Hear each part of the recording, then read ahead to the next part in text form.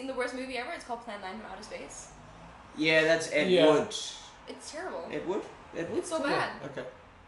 It's so bad. Is it so bad it's good? No, it's just bad. Plain bad? It's just bad. Have you seen The Room? No. I've seen Deep Throat, which I didn't realize was not a normal movie. And it was just in the cult section. It wasn't like in pornography. And I've seen Bela Lugosi's Dracula.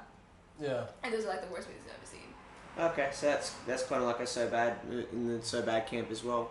But I would argue that The Room is probably a modern update of grossness and pathetic cinematic Isn't that the one about the woman of Plan 9 from Outer Space. Is that the one with the woman and her son just in the room? No.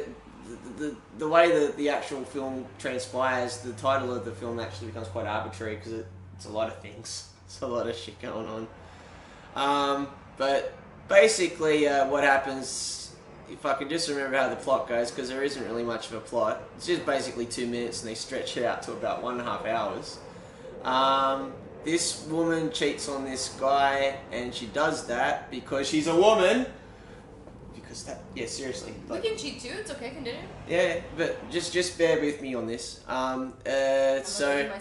So he basically goes around trying to work out who's been cheating on, how she's been cheating on him, and then it just becomes a bit of a tragedy by the end of it. But the problem is though, the guy that created it, Steve Wiseau,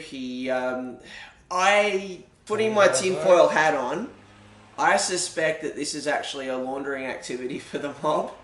Like, he's just been given a shitload of money from these shady characters, and he's basically been told to spend it. And it's like, well, I'll make a movie. Because at one point, all this just random stuff happens. Like, in one scene, they're in tuxedos. It has no relevance to the plot. Is Chris Hemsworth in it? Sorry? Is Chris Hemsworth in it? Who? Chris Hemsworth? No. Well, that's not worth watching. No. Yeah, you might be definitely doing wasn't, but there was no Chris Hemsworth put in the budget, unfortunately. So yeah, just stuff like that. Hemsworth. That's a good way to spend your money. Yeah, well, this movie came out about 10 years ago. He was like a Neighbours, right? You can still buy him then. The other thing as well is that a whole bunch of actors, this is me doing the tinfoil hat thing again, a whole bunch of actors were basically recruited into this, I think, because they were done a favour. Because I get the sense a lot of them have drug addictions, and it's kind of like, we'll give you this gig and we'll kind of give you something in return for doing what you do. Make you an offer you can't refuse. Yeah, it's become a bit of a cult following, because what happens is that they play this, when you watch it, it basically becomes a spectator sport. So this neck of the woods, up at the Orpheum Theatre, you guys know the Orpheum Theatre? It's up in Cremorne. I don't even know what's outside my door. Oh, that's right, you're at Brisbane way. Anyway, in the wanky Silvertail part of Sydney, over on the other side of the Harbour Bridge, there's a magical suburb called Cremorne, and they have this really old school theatre called the Orpheum. Like old school, like, you know, very opulent. But they do this screening, I think, once 1 to 2 months, called Of the Room. And when you go in there, you basically... You think they do this more than once a year? Look, it's a spectator sport, because what happens is that whenever there's like scenes, because there's, for some reason, like there's this objet d'art, like these spoon things, like there's a picture of spoons, there's spoon decorations in the room. They're just there. In the movie? Sorry? Are spoons a thing in the movie? They're just there. It's random. They're just there. People clean their silverware? I don't understand what the process of this is. That you can't make sense of it. It's just This is there. why I love Tommy Wiseau's body of work, because it makes me feel so much better about the stuff that I've done. I know. So, you know, you get a sense of vindication while watching it, but when that happens, everyone in the audience brings all these plastic spoons. Like, they go to like the $2 shop or Coles or whatever and just brings plastic spoons. And whenever they're like in this room... So you spend an extra $2 to come see this crappy film? No, just hang on. And whenever you see you're in the scene where there's spoons, everyone yells out spoons, and then they throw plastic spoons at the silver screen. That's it? Yeah, and then by the end of it, it's like there's spoons everywhere, and then people have to like dig out spoons, and they keep throwing them down from row to row. It's like this ocean of spoons. And as well as that, what else happens? Oh yeah, and whenever someone says something really misogynistic in the film, everyone's got to yell out, because she's a woman! I guess you have to be there. I can be angry in my own home. But yeah, that's what the room's. That's the legacy of the room. And sometimes Tommy Wiseau's there as well, and it's like he actually, well, in America, like they do the same thing in America as well. Okay, I was like he's down here in Sydney. He's actually turned up to the Orphan once or twice to say hi. But yeah, You can throw spoons at him. people are throwing shit at him, and he actually takes it. Oddly enough. If nobody has thrown spoons at him, I'm disappointed. I'm disappointed in all of you. I don't even know what this film is, and I'm already disappointed. It's already wasted more than 7 minutes of my life. There's actually one scene where the characters, they throw a football around.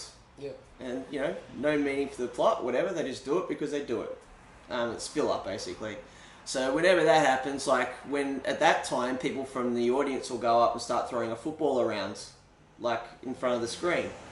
Now, one time when Tommy was there, they actually deliberately pegged it at him while he was there and he got hit in the head. Aww, poor Tommy. Yeah, but you'll take it like a champ, this Tommy. Because he's a woman? Because he's a woman! I think I'll stick with the Rocky Horror Picture Show for my call and response. I love the Rocky Horror Picture Show. I adore it. Yeah. Some of it's terrible, but I love it. Do you costume up? I do costume up. I'm magenta, always, obviously. Okay, I can see that. Nice. I love magenta and I love Janet. I'm actually going to do a tutorial with my friend Big Janet and Brad. So we're going to do that. Okay. Just an excuse to wear my underwear in public. Fair enough. You know. Yeah. Oh, that's cool. If you live in my building, you know what I mean. But yeah. And you'll go the whole fishnet number? Of course. Frankenfurter? Frankenfurter all the way. Yeah. I would, but he doesn't have like the top bit, and I'm concerned about that. Yeah. Okay. Or meatloaf. You know what I want to know about that movie? How did Brad not know he was having sex with Frankenfurter? Sorry, what? You know the part where he has sex with him? Yeah. How did Brad not know? You know that scene where he goes and sleeps with both of them? Oh. Yeah. But you're saying like how come the husband or the boyfriend didn't know from the girlfriend didn't know? Is that what you're saying? I think they did know, but then they just went with it. No, but she's like, oh, Brad. Okay. That was a pretty good Janet. I'm happy with that. Yeah. But no, but like with like Janet, you can make sense, you know, 'cause he's still a man and he's like dark and whatever and such. But like, he's a man. How did Brad? Did he suddenly have a vagina? Can he do that? Is he magic? He did the tuck. You can do the top, but you still have you still need something to get I thought that was just assumed knowledge. I think that's a plot hole that shall it's forever. a hole of something, of course. Yeah.